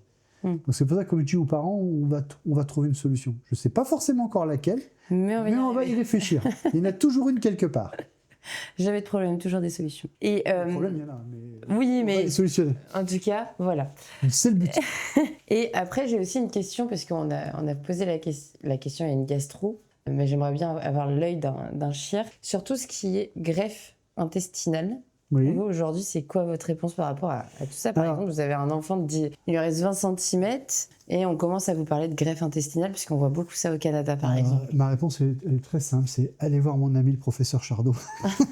qui va tout vous expliquer sur la greffe intestinale. Alors, de ce que j'en ai lu, la greffe intestinale, elle a l'air effectivement donner des résultats satisfaisants sur le plan de l'absorption, sur le plan de la récupération de transit, mais les complications sont telles à l'heure actuelle Ouais. que c'est lourd. Oui, donc vaut mieux C'est lourd. finalement rester avec ses C'est complications. une interrogation qu'on a, hein, mais pas simplement sur la maladie Hirschsprung, je veux dire sur tous les enfants qui ont des grêles courts, Oui, indépendamment des médicaments qu'on peut donner maintenant. C'est l'option finale quand on n'a plus rien à leur proposer, je pense, la greffe d'intestin grêle. Enfin, maintenant, ils font même des greffes combinées, grêle, côlon, foie, enfin, la totale. Mais ça, il faut en discuter vraiment avec les gens qui en font. Il n'y en a pas beaucoup. J'ai vite fait le tour. Donc moi, effectivement, dans ces cas-là, j'en parle à mon collègue et il me dit, bah, écoute, en accord avec les gastros, on va le voir et puis après, voilà, ils discutent ensemble et c'est une décision qui est globale et qui est prise avec les parents, quoi. ok. Parce qu'on a quand même, je ne sais plus qui le disait, mais quand vous greffez quelque chose, vous remplacez une maladie par une autre. Oui. Parce qu'il faut prendre les traitements immunosuppresseurs qui ne sont pas non plus... Puis il y a les possibles rejets. Ouais, des possibilités de rejet. Puis il y a la durée de vie d'un greffon qui n'est pas forcément... même si la greffe chez l'enfant a de bons résultats, hein, on le sait très bien par la greffe hépatique ou la greffe rénale ou la greffe cardiaque qui ont des résultats spectaculaires. Mais la greffe d'intestin grêle, le problème de l'intestin grêle, c'est que c'est un organe qui est farci de ganglions, qui est très immunogène. Donc les traitements anti-rejet doivent être beaucoup plus... Puissant. je pense beaucoup plus importants. Mais là encore... j'ai pas les compétences ni les connaissances là-dedans. Et effectivement, j'ai des jokers en cas de... Mais c'est une question qu'on peut se poser. Et oui. Et moi, ce que je fais souvent, c'est que j'appelle mon collègue et je lui dis, bah, est-ce que tu veux les voir en consultation pour en discuter? C'est lui qui me dit oui ou non, ça vaut le coup, ça vaut pas le coup. Et après, il les voit ou il les voit pas. Mais en tout et pour tout, je pense que sur des Hirschsprung, pour l'instant, la question ne s'est encore jamais posée. Ouais. Enfin, une fois, Oui. une seule fois, et ça a été sur un Hirschsprung absolument épouvantable, total. Ouais. Donc, je crois qu'il y avait Oui, 1 centimètre de fonction. Et maintenant, c'est un adulte, donc je n'ai plus de nouvelles depuis. D'accord. Mais je crois que la greffe avait été récusée pour lui. Alors, pour des raisons que je ne connais pas, mais voilà. Très bien. Et là, je pense qu'on a fait à peu près le tour de tout ce que moi Que j'attendais. vous aviez en stock? Oui, parce que c'était vraiment tout ça qu'il fallait qu'on voit ensemble, puisque je sais que vous avez du lourd en patient. Donc, Quelques-uns. ouais, quand même, hein, je pense. Oui, je les aime bien. Donc, non, mais écoutez, c'est très bien. Là, demain, si vous... Enfin, en plus, vous en voyez tous les jours, encore hier, visiblement. Oui. Qu'est-ce que vous dites aujourd'hui à ces familles qui arrivent avec des formes totales, coliques totales, formes longues, courtes? Pour les maladies de Hirschsprung, qu'est-ce que vous pouvez dire aux familles aujourd'hui? Avec tout ce que vous Wow, savez. plein de choses. Non, mais le problème, c'est que la première des choses que je dis aux parents, généralement, parce que c'est une question qui revient toujours chez eux. Hein. C'est quoi comme question qui revient souvent? Ah bah souvent, mais pourquoi il a ça? Ah ouais? Ouais. Il y a souvent des parents qui me posent la question, je dis, vous êtes pour rien, c'est pas de votre faute. Hein. Et comme ça arrive. C'est d'autant plus maintenant qu'on met dans le coup la génétique en disant qu'il y a des prédispositions, qu'il y a des facteurs génétiques. Donc dès qu'un parent entend génétique, il dit, ça y est, c'est de ma faute. Non, c'est pas comme ça que ça marche. Le gène, s'il décide de déraper, il dérape. Hein. Il n'y a pas besoin qu'on l'aide, qu'on le pousse dans le truc. Hein. Donc déjà ça. Et la deuxième chose à dire, ce que je dis toujours aux parents, c'est que voilà, on a une forme qui est comme ça, on va la traiter comme on a l'habitude de faire, mais on a des tas de possibilités de variantes, des tas de possibilités de changer notre fusil d'épaule en fonction de l'évolution, et on verra bien au fur et à mesure du temps, on va suivre l'évolution de votre enfant, et on verra bien ce qui va se passer. On va essayer de trouver toutes les solutions. J'essaie toujours d'avoir un discours optimiste en disant, il y a un moment, on va trouver une solution, quelle qu'elle soit, j'en sais rien. C'est vrai que maintenant, on a quand même pas mal d'armes à notre disposition qui font que on va finir par y arriver. Oui. Mais ça reste malgré tout, alors, j'aime pas dire ça comme ça, mais c'est une maladie qu'on va traîner toute sa vie ou presque. Mais le but, c'est de la rendre la moins visible possible, la plus acceptable socialement, parce que c'est beaucoup ce qui compte maintenant. Eh oui. Et on parlait du collège, c'est typiquement ça. Hein. Ça, les réseaux sociaux, les machins, les trucs, les bidules, donc ça devient très très vite compliqué.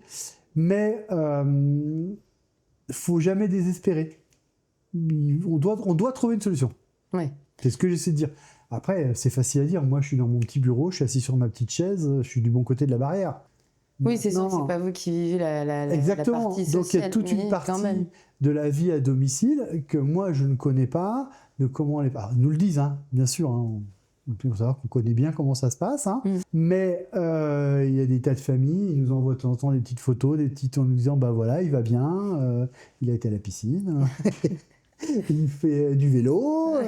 Qu'est-ce que c'était l'autre jour que j'avais il était en train de pique-niquer dehors, en train de faire des choses. Enfin voilà, j'avais plein de photos que les parents nous envoient en disant regardez, tout va bien, etc. Puis après, quand je vous disais, comme par hier, quand c'est un papa que j'ai opéré il y a 20 ans qui va très bien, qui m'amène son fiston parce qu'il a lui aussi malheureusement la maladie de Hirschsprung, là on a un rapport différent parce qu'ils connaissent déjà la maladie. Alors là où il y a un problème, c'est que quand le parent, par exemple, a eu la maladie et lui ça s'est passé très bien, et que son fils ou sa fille va pas bien, ça évolue pas bien, c'est beaucoup plus dur pour eux parce qu'ils comprennent pas pourquoi moi ça a été, pourquoi mon fils ou ma fille ne va pas bien. Donc ça c'est un problème qui se surajoute en plus maintenant sur certaines familles. Après, voilà, c'est comme ça, la nature est faite de telle manière qu'on va gérer ça tranquillement. Mais il y a toujours... moi, je désespère jamais. C'est un tort, mais... Ah non. Mais c'est ça que j'essaie de transmettre aux parents, que voilà, il n'y a pas toujours une solution simple, mais on doit trouver une solution qui lui permet d'améliorer sa qualité de vie. Il ne faut pas avoir peur de parler, quoi. Ouais, alors ça, faut dire. Faut dire les choses. Et après, là encore, c'est ce qu'on disait tout à l'heure, c'est surtout le danger, mais pas dans le Hirschsprung, dans toutes les pathologies, ce qu'on voit beaucoup avec l'anténatal, où il y a des groupes qui se forment un peu partout, où vous avez, en cancéro, par exemple, moi qui fais beaucoup de cancérologie, ça peut porter le même nom, mais ça peut se passer de façon différente. Oui. Et là, chaque famille a son histoire, chaque enfant a son histoire de maladie, et c'est pas parce que, oui, moi le mien, ça s'est passé comme ça, je comprends pas que le tien, ça soit pas passé comme ça. Et là, on en revenait à ce qu'on disait tout à l'heure, en fonction des différentes équipes chirurgicales, ça crée des tensions pas entre les familles, mais lui, il a pas fait comme il fallait. Non, je crois pas. Quand on avait fait le séminaire à Rennes il y a quelques années, là, sur la maladie de Hirschsprung, on avait fait un sondage à main levée comme ça dans la salle, en disant quel type d'intervention vous faites.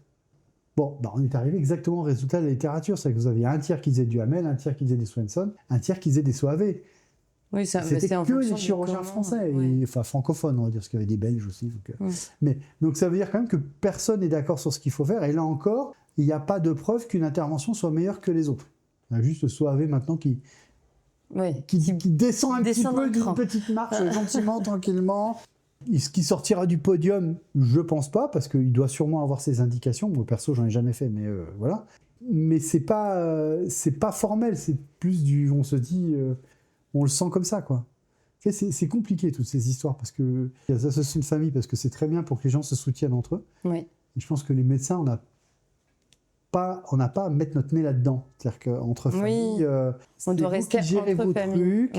Et le médecin, il intervient si on a besoin pour expliquer ce que c'est que la pathologie. Bon, à mon sens, on ne doit pas intervenir dans ces... Bon, là, c'est ce qu'on fait, mais là, c'est plus pour expliquer un peu globalement, façon de parler. Oui. Mais donner des avis péremptoires, je pense non, mais ça, c'est pas... Moi, je ne me permettrais pas de dire que tel collègue a fait ce qu'il ne fallait pas. On a le droit de ne pas être d'accord avec ce qu'a fait un collègue, mais ce n'est pas pour ça qu'il faut l'incriminer. Qu'il faut dire ce qu'il a fait, c'est pas bien. On a tous nos façons de faire. Moi, ce que je fais, il y en a d'autres qui ne veulent pas le faire. Voilà, chacun son truc. Mais c'est normal. Et c'est pas pour autant que le travail est mal fait, il est fait de façon différente, mais le résultat final doit être le même. Et donc ça, c'est plus compliqué à gérer, parce que pour les familles, quand vous avez des familles qui viennent d'horizons complètement différents, alors quand ils sont tous du même coin, c'est un petit peu plus facile. Oui, ça va. Mais il n'y en a qu'un. C'était un peu en fait ce qu'on reprochait au début dans certaines équipes, dans certaines grandes équipes, où en fait c'était jamais dans la même ville, par exemple, où c'était jamais le même chirurgien qui opérait les enfants qui avaient des maladies de Hirschsprung. Donc du coup, pour les familles dans le même service, mais toi, qui c'est qui a fait ça, machin, vous imaginez tout de suite le cirque, quoi. Nous, à Bordeaux, on a fait ça différemment. On a dit, il y a un chirurgien qui fait le Hirschsprung, il est tout le temps là, il traîne dans le coin. Bon, après, il forme les jeunes aussi, mais il est là, et l'intervention, elle est toujours faite selon un schéma identique. Donc il n'y a pas de différence, en fait, entre les enfants. Donc ça supprime un biais, forcément, automatiquement. Oui. Et puis après, il y a des façons de concevoir les choses différentes, chacun son truc. Nous, on fait des consultations conjointes, d'autres préfèrent ne pas en faire. Nous, on croit au Botox, d'autres n'y croient pas. Voilà, quoi, c'est dilatation, pas dilatation. Mais ça, on peut pas, vous le changerez pas, ça, c'est ça qui est fou. Parce que bon, aujourd'hui, notamment le Botox, je reviens sur ça. Aujourd'hui, je veux dire, il y a quand même beaucoup d'hôpitaux qui y croient, quand même, à minimum. Maintenant, le Botox, c'est quand même c'est très, très répandu. Je vois, j'ai envie de dire universel, mais je suis pas sûr que c'est universel, mais tout simplement parce que c'est quelque chose où on a des risques qui sont ultra limités. Et quand ça marche, ça rend des grands services. Donc, franchement... Et même quand ça marche pas, finalement, on n'a pas fait non plus de risques. Non, c'est ça que je veux dire, c'est qu'on on ne prend pas de risques Ah oui, faire du oui. Botox si on fait l'injection correctement. Il y a toujours un risque à un acte médical. Le risque zéro n'existe pas. Oui. Donc voilà. Mais vous savez, en médecine, c'est toujours la même chose. Hein. C'est un grand classique. Comme disait un grand général de la Deuxième Guerre mondiale, quand vous faites quelque chose, vous vous exposez aux critiques de 3 catégories de personnes. Ceux qui font la même chose que vous, ceux qui font exactement l'inverse, et surtout ceux qui ne font rien. Ah bah, Voilà, Ça, donc ça, c'est c'est ce que disait le général Patton. Et effectivement, je trouve que c'est tout à fait vrai, parce que voilà, c'est comme ça. Mais on ne peut pas changer les gens. ah non, mais c'est sûr. Après, la maladie Hirschsprung, c'est une maladie qui est vraiment une maladie, on l'a répété, répété, c'est chronique. Et il faut évoluer avec les enfants et savoir, par contre, se remettre en cause, changer d'avis pour se dire ce que j'ai fait, c'était pas ce qu'il fallait. Maintenant, on va passer à autre chose. Il ne faut pas s'arc-bouter en disant non, c'était ça, ça doit marcher. Non, des fois, ce qu'on fait, ça marche pas. Et après, faut réfléchir. Alors parfois, on demande à des collègues s'ils ont une idée géniale. Alors, pas toujours, malheureusement. Là, c'est le truc que je déteste. Quand j'appelle mes collègues qui me disent « Oh là là, on est bien content qu'il soit à Bordeaux, celui-là, en fait, chez nous. Merci, ça va pas m'aider. » Quand on fait le coup l'autre jour, là. Donc voilà. Mais après, on se connaît tous. On peut discuter tous ensemble. On a des réunions régulières. On fait il y a des comités digestifs, par exemple, au niveau national, où on peut présenter le dossier et se dire voilà, là, vous avez tout le monde. Bon, pas dans la salle, mais en visio. Oui. Qui se dit voilà, est-ce que quelqu'un a une idée géniale autre que garde-le. Voilà, mais voilà. Ouais, en tout cas, donc vous on a, savez pour les aujourd'hui, familles, maintenant, il faut ouais. qu'elles sachent qu'elles sont pas abandonnées. On peut communiquer tous ensemble. Par contre, comme vous disiez tout à l'heure, il faut que les familles nous le disent. Les choses. Il faut nous dire les choses. Dire écoutez, là, je comprends pas pourquoi vous faites ça. Je comprends pas la finalité de ce que vous nous demandez de faire. Ce que vous faites, ça marche pas. Est-ce qu'on pourrait pas passer à autre chose? Est-ce qu'il faut qu'on attende plus? Est-ce que ça va arriver? Est-ce que pas? Et puis, je veux dire, les parents, quand ils ont envie d'avoir un deuxième avis à l'heure, c'est bien de demander, de dire voilà, écoutez, est-ce que vous pensez que ce serait pas utile qu'on prenne un deuxième avis ailleurs ou un troisième avis? Moi, ça me gêne pas. Je suis assez régulièrement en position de deuxième avis. Je serais quand même ultra gonflé de dire non, je veux pas que vous alliez voir ailleurs, les autres c'est tous des nuls. Non, mais par contre, il faut qu'ils nous le disent, parce que je veux pas non plus, ce que je dis toujours aux parents, je préfère que vous me demandiez qui faut aller voir. Ah, vous me faites confiance, vous me faites pas confiance, ça c'est un autre problème. Oui. Plutôt que d'aller voir quelqu'un qui va vous asséner des vérités toutes faites, et qui, en fin de compte, voilà, le chirurgien n'aura jamais rien fait. Le chirurgien qui vous dit « je n'ai jamais eu de complications sur quoi que ce soit », il n'y a que 2 solutions. Soit il a jamais opéré, soit c'est un menteur. C'est pas compliqué. Tout chirurgien a eu des complications à un moment ou à un autre. Donc quand on demande un deuxième avis, autant demander à celui qui est la référence, c'est lui avec qui on a confiance. Enfin voilà, moi je sais que j'ai mes noms, vous les connaissez, ceux que j'appelle en cas de au secours. Oui. Je les connais bien. Et alors, faut surtout pas hésiter... quand on est chirurgien, à appeler au secours, on ne peut pas tout savoir. On ne peut pas tout savoir. Y a des gens qui font de la recherche. Moi, j'en fais pas. Donc, à partir de là, je serais bien gonflé de dire moi, je ne fais pas de recherche, c'est bon, ça ne sert à rien. Non, juste que j'en fais pas parce que c'est pas mon. Vous avez pas mal vous avez d'autres. Voilà, moi, j'ai pris le parti de m'occuper des enfants différemment. Mais il y en a qui font ça très bien. Et heureusement qu'ils font ça. Parce que nous, ça nous permet d'avancer en se servant de ce qu'ils font comme recherche, comme travaux, et de se dire là, ouais, ok, ça c'est bien. Voilà, puis des fois, nous, on a nos internes qui font des thèses, on les fait travailler. Oui. C'est une espèce d'esclavagisme moderne, mais légal. Hein. Et, surtout légal. Surtout légal. Et comme ça, après, c'est aussi pour nous, quand on fait faire une thèse, par exemple, sur les Hirschsprung, comme moi j'ai fait faire à ma petite padawan, ça permet aussi d'évaluer le travail que nous on a fait sur ces pathologies-là, et de se dire tiens, tes résultats ils sont pas si moches que ça. Donc ça c'est aussi important, c'est-à-dire qu'on est dans la bonne voie. Et ça permet aussi, en faisant ça, de dire aux parents voilà, nous on a fait un travail dans le service, on a trouvé que c'était bien, que ça n'allait pas, etc. Et ça, je sais pas si ça les rassure, mais voilà. Mais chaque chirurgien a forcément sa vision différente de la maladie, à mon avis. Donc, on converge tous sur le principe global de la chirurgie et du résultat qu'on doit obtenir. Mais malheureusement, et dans la maladie de Hirschsprung, alors franchement, c'est vraiment la maladie où il faut savoir changer son fusil d'épaule, savoir changer de pied, savoir changer d'appui, et puis on va y arriver. Et oui. On va y arriver à un moment ou à un autre. Sinon, il y a longtemps que j'aurais abandonné. On y arrive petit à petit. Oui, on pas avance. Par petits pas, de toute façon. Et après, c'est ça. Ça se voit, de toute façon. Ça se compte dans le temps long. C'est ça le problème. C'est comme ça. On n'a pas le résultat immédiat. Et ça, je pense aussi, c'est un gros problème de la génération actuelle. C'est qu'on n'y arrive jamais dans l'immédiat. Alors, la génération actuelle est effectivement faut que ça arrive tout de suite. Oui. Ça marche pas à tous les coups. Mais Bon, moi je dis ça avec mes jeunes que je suis en train de former, elles veulent tout de suite aussi. Mais quand je me rappelle, moi, à leur âge, j'étais pareil. Hein. Ouais. Faut pas non plus... ça fait très vieux de dire ça, mais on était comme elles. Oui. Et ce qui est logique, parce qu'on a envie, de s'en sortir. Elles ont envie d'aller vite, elles ont envie d'apprendre vite. Et puis pour les patients, c'est la même chose. Ils ont envie d'un résultat vite. Parce que en ce moment, tout va vite. Donc, sauf qu'il y a des maladies où on ne peut pas. La maladie d'Hirschsprung, elle a un avantage par rapport au POAC dont on parlait tout à l'heure, des maladies qu'on connaît. On a un nom, on sait ce que c'est, on sait pourquoi on a ces symptômes. Donc par rapport à des POAC, on peut juste dire aux parents, voilà, votre enfant a une POAC. Ah, c'est quoi POAC? Pseudo-obstruction intestinale chronique. Et voilà. C'est tout. Et voilà. Donc en fait, c'est un peu un diagnostic. Nous, c'est le pire qu'on puisse donner. Ouais. Parce qu'une POAC, ça veut dire on fait quoi? La maladie d'Hirschsprung, on a 3 types d'interventions qui existent. Ouais.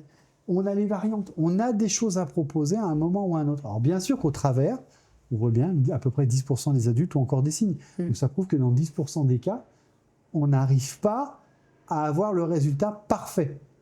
Mais on a quand même des résultats. Avec une vie qui, socialement, est quand même acceptable dans la grande majorité des cas. Mais là encore, la notion de vie sociale acceptable, elle est très variable d'un patient à l'autre. C'est clair. Et après, il y a les Hirschsprung aussi, où parfois, vous en sortez pas forcément, et peut-être que c'est un POAC. Alors, il y a effectivement ceux qu'on a pris sur les Hirschsprung-like, où on n'a jamais eu la preuve histologique que c'était un Hirschsprung, parce que maintenant, on a des preuves histologiques. C'est quoi ça, les preuves histologiques? C'est-à-dire que quand on fait la biopsie, on va rechercher un certain nombre de choses. Alors, il y a la preuve anatomique et histologique qui est l'absence de cellules ganglionnaires. Donc, le tube digestif, il faut s'imaginer un tube avec un moteur, et pour que le moteur il fonctionne, il faut une transmission électrique. Bon, là, c'est la transmission électrique qui ne fonctionne pas. On a le moteur, on a les cellules, mais pas de relais, pas d'électricité, le câblage, c'est pas fait. Bon, ok, dont acte. Et donc, du coup, à partir de là, donc on a cette absence de cellules ganglionnaires, et puis au niveau histochimique, on va avoir des chimies, par exemple, on va avoir des fibres, ce qu'on appelle les fibres acétylcholinéstérase, qui sont hypertrophiées et anormales. Le problème de ces diagnostics, l'absence de cellules, tout dépend de la profondeur de la biopsie à laquelle on va la faire. Parfois, c'est difficile à voir. Et l'hyperplasie des fibres qui est dans la surface, donc celle-ci, on l'a. Sauf que quand vous faites des biopsies sur des petits prématurés ou sur des formes coliques totales, elle peut être mise en défaut. C'est-à-dire qu'on peut avoir des faux négatifs. Donc maintenant, on utilise aussi ce qu'on appelle la calrétinine, qui est une autre sur le transport du calcium, qui est plus spécifique quand on a des doutes. Donc maintenant, quand même, on arrive à avoir des preuves histologiques qui sont quand même intéressantes. Et après, je pense que dans quelques années, quand on aura identifié la génétique, etc., on ira carrément au stade génétique pour faire le diagnostic quand on aura des doutes sur des preuves histologiques ou histochimiques. Mais on n'en est malheureusement pas encore là. Et oui, puisque on connaît quelques gènes, comme le proton pour le RET, le gène RET qui est le célébrissime, mais qui peut donner des aganglionoses, comme il peut donner des hyperganglionoses. Le RET? Oui, dans certaines mutations du gène RET, on peut avoir les deux. Et donc, du coup, le gros problème, dans ce qu'on appelle les néoplasies endocriniennes multiples, et donc effectivement, là, c'est en rapport avec le RET. Et vous avez une hyperganglionose, donc trop de ganglions. Alors là, pour le coup, ça va se manifester de la même manière. Ah ouais? Par ça des fait pas obstructions intestinales. Okay, et les hypoganglionoses, aganglionoses, qui vont se manifester, elles aussi, par une occlusion. Mais là, on n'a pas, quand on enlève le bout de côlon, parce que parfois, là, pour le coup, on se trompe, on dit c'est un Hirschsprung, ça n'est pas. Et donc, du coup, on a le diagnostic, généralement. Et là, ça fait partie aussi de certaines pathologies. Mais qui ont d'autres implications sur la thyroïde, sur des choses comme ça. Qui peuvent nécessiter, quand on a des hyperganglioses dans les mutations du RET, ces enfants qu'il faut opérer de la thyroïde aussi. Parce qu'ils ont un risque de cancer de la thyroïde. Donc du coup... Ok, oui, mais après, avec Hirschsprung aussi, il y a aussi ce RET, Ce RET, qui est généralement avec la trisomie 21, d'ailleurs. Oui, tout à fait. Où il y a une hypothyroïdie, la trisomie et maladie de Hirschsprung. Tout à fait. C'était un des premiers qu'on a trouvé d'association. Après, il y avait aussi le rénal. Aussi, vous avez plus. Mais Wendenburg. Toute la liste, je dois l'avoir quelque part si vous voulez, je ne sais plus où, mais où il y a toute la liste des syndromes associés à. Non, mais ça serait carrément. Ça peut être intéressant par contre. Qui existe, je ne sais plus où, mais je dois l'avoir quelque part, où potentiellement on peut trouver une maladie Hirschsprung dedans. D'accord. Sans forcément qu'on ait le support anatomique, ça c'est toujours. Oui, mais bon, après, ça c'est. Ok. Eh bien, écoutez, je pense qu'on a fait un peu tout le tour. Là, je vous ai bien embêté. Vu le temps qu'on attendait. Ah ouais, carrément. En tout cas, merci beaucoup, Y a pas docteur de quoi. Lavrant. Merci d'avoir partagé toutes ces connaissances avec nous. Donc, en tout cas, on a hâte de tous vous écouter. Et puis, je vous dis à très bientôt. À bientôt.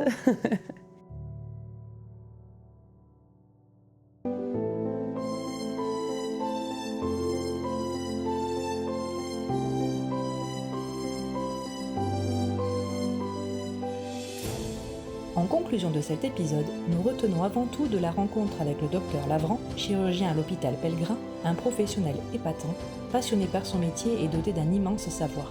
À travers cet échange, sincère et enrichissant, il nous a partagé bien plus que son expérience, une véritable vision humaine de la médecine, faite de rigueur, d'écoute et de dévouement.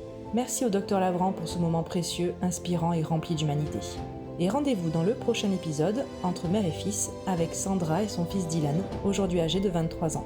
Une nouvelle histoire touchante et authentique à découvrir très bientôt.